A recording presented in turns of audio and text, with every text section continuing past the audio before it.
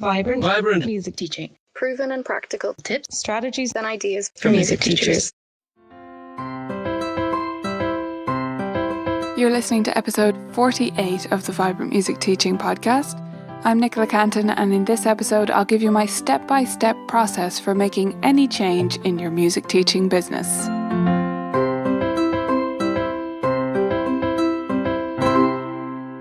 Welcome, lovely teachers. Today, as I mentioned last week, I'm going to talk you through my process for making a change in your studio.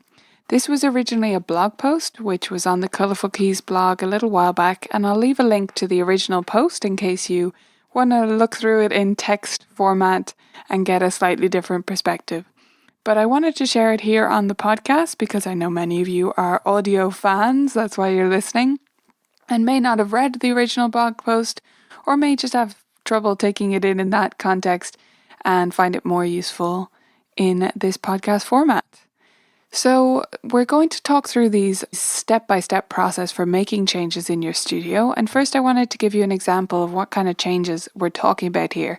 Really, we're talking about any change in your business, but some of the examples of changes you might be making and thinking about making for the new year are maybe moving to a no makeup policy as suggested strongly in episode 19.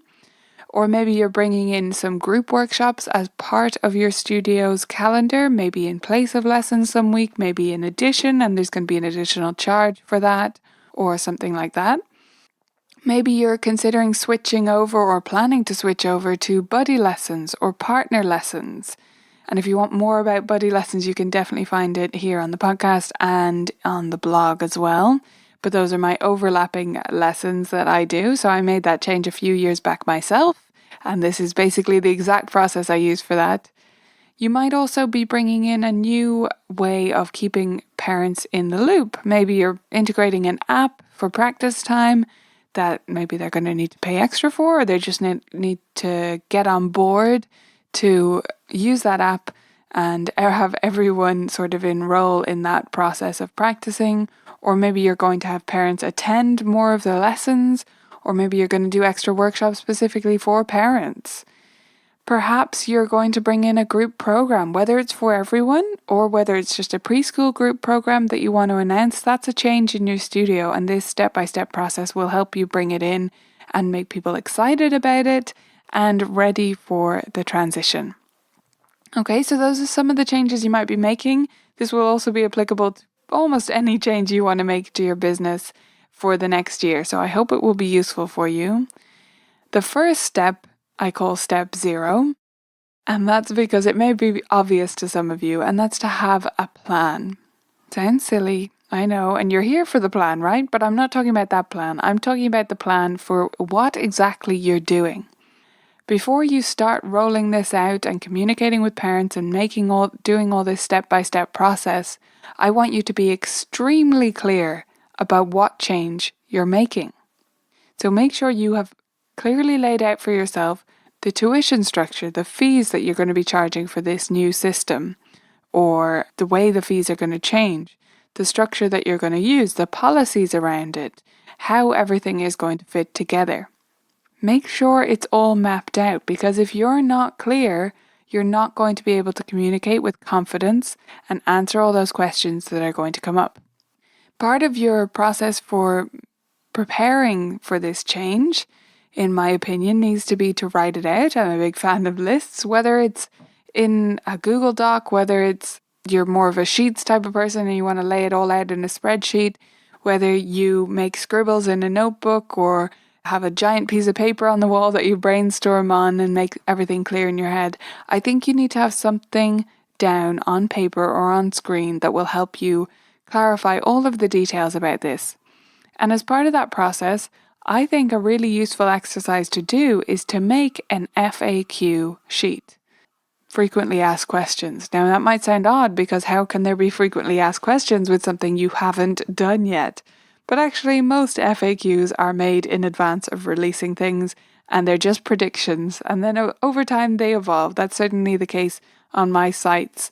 I have FAQ sheets, and when they started, it's just my guess at what questions are going to be, and you're usually right if you think it through carefully, right? So have a think through, what are the questions people might ask and what would the answers be? Lay it out just like you would see an FAQ section on a website or in a brochure. You don't ever have to give that to anyone or use it word for word, but it will help you to gain clarity around exactly what you're doing and why you're doing it and what the policies are and how it's going to work. So come up with a draft list of possible FAQs from parents and answer them for yourself. And then an important question to ask yourself with a change, and this depends largely on the change that you're making, but a very important question to ask yourself in most cases is, will you take no for an answer? If you go into this process not being clear about whether you will or you won't, it's going to make for a nightmare for everyone, especially you. So, for example, if you're moving to no makeups, I'm assuming no, you will not take no for an answer. That's your new policy. If you are bringing in group workshops instead of private lessons some weeks, it's going to be horrible, horrendous if some people opt out of that system. So probably you're not going to take no for an answer there. But if you're moving to something like buddy lessons, or if you're moving to group lessons, are you willing to let some people keep the old system? I was when I changed to buddy lessons, but it's a trade-off. You have to consider the impact that's going to have on your schedule and how well this changeover works for you versus whether you are willing to lose some of the students. So if you decide you will not take no for an answer, then this is your policy. You will stick to it no matter what, whatever your change is. And if students don't like it, basically they can leave. You'll have a discussion with them. You'll try to convince them if they're really upset about it. But otherwise, there's the door. They're on the way out. Whereas if you have in your mind that if they really object to it, you will give in, that's fine. There's nothing wrong with that. But be clear about it. Don't have a debate later on down the track when people are really kicking up a fuss about something to ask yourself, oh, should I change it back? Should I let them do this? Should I let them do that? No, decide in advance. You are going to be so much clearer about this in advance than you ever could be in the moment. It is impossible to make that decision later. So decide it now. Okay, so that's step 0. You've got your FAQ sheet. You're clear about every detail of what you're changing as much as is possible. And you know whether you will take no for an answer or whether you're going to show people the door if that's the case. You're ready for step 1. Step 1 is to hype it up. Over time, as slowly as you can. Okay, so if you're making the change in a few months, that's a great time to start hyping it up. Start talking it up to parents and students. It's important to say this to kiddos as well. Depending on the change, this may be more or less relevant. Obviously, if you're just raising your fees, then you can't really talk to students about why that's better for them. But if you're making an actual change, such as bringing in group workshops, you can start mentioning that to students over time. You can start saying, hey, you remember when we played that game in your last lesson? I wish we had more time to do that, and I've decided to bring in group workshops next year so that we can play games together more often, or improvise together more often, or whatever's relevant for your situation. You can start talking that up to students and getting them excited about the future in your studio and how it's going to be even better than their lessons now. How about that? And you can talk things up to parents casually over time as well. And as the months go by, or the weeks, you can start to make this slightly more formal and slightly more definite. But in the beginning, just little mentions here or there is perfect to get people thinking about the fact that you're going to make this change next year. By the way, if you haven't noticed this about people, they don't like change. So the more gentle you can be and how you can ramp it up over time, the better. So you can hype it up to students and parents over several months. Now, I recommend that you, if relevant, mention it at least 3 times before you make a proper announcement in different ways. So, some examples of how you might talk about it. It could go in a studio newsletter, and this would be, you would just talk about how fantastic it's going to be and in sort of more vague terms without the policies and the details and the payment plans and whatever. You just talk about it as being an exciting thing that's coming, like a coming soon kind of section. You can also mention it in emails to parents just casually or as part of a studio newsletter email. You can put up posters in your studio about it that people can notice as they're waiting for lessons or as they're hanging out in your studio. They can see that and see what's coming. And you can mention these things in person and as sort of formal more statements where you're actually telling someone about it, or as by the ways, by the bys, right? Just as they come up in conversation. But start talking it up and mention it at least 3 times.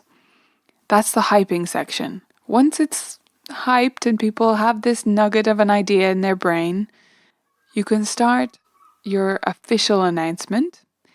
And in your proper announcement, I recommend that you basically do not mention yourself. So talk entirely about why this is great for them. Okay? Announce it in an email, announce it in person, send out a letter if that's what suits your community, but talk entirely about the benefits for them. And you will be able to come up with benefits for them if you really try. And it is completely irrelevant to talk about the benefits for you. Yes, you might think, oh, people should care that, I've been running myself ragged doing all these makeup lessons, or people should be aware of the fact that I can't take payments in cash anymore because our bank is closing down in town. That's not their concern. Yeah, they'll care on some level, but really what they care about, what everybody cares about, is basically themselves. Sorry. So you need to talk about why it's better for them and come up with at least a few reasons why this is a benefit for them, for the parents, for their kids. After you've talked about the benefits to parents and made your announcement, it's time for step 3. And step 3 is to be extremely clear. So this may be you could consider this your second announcement, but it's basically just the details. Just here's what it'll cost, here's what'll happen, yada, yada, yada. Here's exactly what's going to happen and the change that it's going to make. Here's how it's different to what came before. When you're doing this, don't over-explain yourself. I mentioned this in the last episode. Don't apologize. Don't over-explain yourself. Don't go on and on, basically. Not suggesting that you would. But don't say too much. Just give the bullet points. Make it easy to read, easy to understand. I recommend doing this in an email in most cases, but you could also do it, as I say, in a letter or in person. I'd say in person is a little bit unreliable because you're going to have to say it over and over again to different people, and it might go in one ear and out the other. At least in an email it was written down and you have that as a record for yourself and for them that they can look back at. So give your explanation, be clear but be succinct. Don't go on and on about it. Just give the basic details of exactly what is going to happen in an easy to understand, no music jargon allowed, no business jargon allowed kind of way. Straightforward, plain English, clear and to the point. You ready for step 4? This is the last step. Repeat, repeat, repeat. Yes, I said that people could look back at their email. They probably won't. There will be plenty of people who will miss that email, and they'll miss the letter, and they'll miss the poster. And they'll be shocked when you're making this change, when they finally realize that is. So, be prepared to repeat yourself. Don't take offense by people not reading your stuff. People do not read, because there is an onslaught of communication thrown at people these days. And the fact that they didn't read your email is just a symptom of our current culture, I'm afraid. So, be prepared to repeat yourself. Don't get annoyed about it. Just repeat yourself in exactly the same way again and again and again. Rinse and repeat. Have sort of stock responses. You don't have to repeat them verbatim, but it's good to have an idea of what you're going to say and just repeat it over and over in exactly the same way. Be as patient as you possibly can. Answer everybody's questions as they come up. And don't get annoyed with them. Don't point out that you've already said it. Just say it again. Just say it as if it's fresh. Pretend that you didn't already say it in an email if you did, because to them, maybe you didn't, right? Yeah, you did send it. I'm just saying, from their perspective, they haven't heard it. Even if they read it, even if you said it to their face, they didn't hear it. So you need to say it again, just the same way, and don't over-explain. Don't make the fact that they've asked you the question again and again make you go into some detailed explanation or justification about it. Just repeat yourself. And if they keep berating you, if they keep asking the same questions and they're clearly just trying to find some wiggle room, then shorten your answers. Don't lengthen them. Just be clear and to the point. State the facts. This is your business, so you just say what's going to happen with confidence and with clarity. Okay, that's it. That's your 4 steps, slightly 5 steps if you count step 0, to make any change in your studio. Step 0 is to have a plan and be extremely clear about what you're going to do. Step 1 is to start hyping it up gradually over time. Step 2 is to put the focus on them and what this is going to be like for them and why it's fantastic for them and their child. Step 3 is to give a very clear and succinct announcement. And step 4 is to rinse and repeat and be as patient as humanly possible. Change is hard. Change takes a bit of repetition and a bit of time, but you will get there, and you might just be surprised, no matter how big the changes you're making, how few people will actually walk out that door. In my experience, and my experience working with lots of different teachers, that's usually the direction it goes. In the end, not that many people leave. And the ones that do, they were not your people. They're not a good fit because this is something you believe in doing, you want for your business, and you believe is better for the parents in your studio and your students. You believe it's better aligned to your teaching philosophies and what you want for your business. And if that's true, then just wave bye. Just say bye-bye to the people that walk out the door and move on. You'll find new students.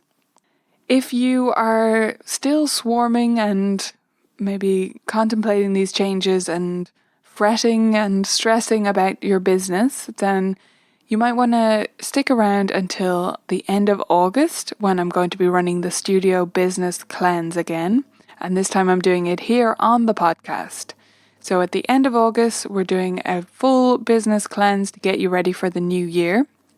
And if you can't wait until then with your burning business questions, or you have specifics about this episode or recent ones, or any recent resources in the library, then you can come along to the Vibrant Music Teaching Q&A session for members this week. So those are on this week. Members can go to vibrantmusicteaching.com/calendar to find out exactly when it is in your time zone. And if you're not a member yet and you want to come along, all you need to do is sign up at VMT.ninja to get access straight away. I'll see you there. Vibrant Music Teaching members get access to live Q&A sessions every month, as well as an enormous library of courses and an enormous library of games and resources and improvisation prompts and everything you could ever need to make your teaching more fun, enjoyable, and more successful. You can sign up today at vmt.ninja and get access to all of the resources on the site straight away. See you on the inside.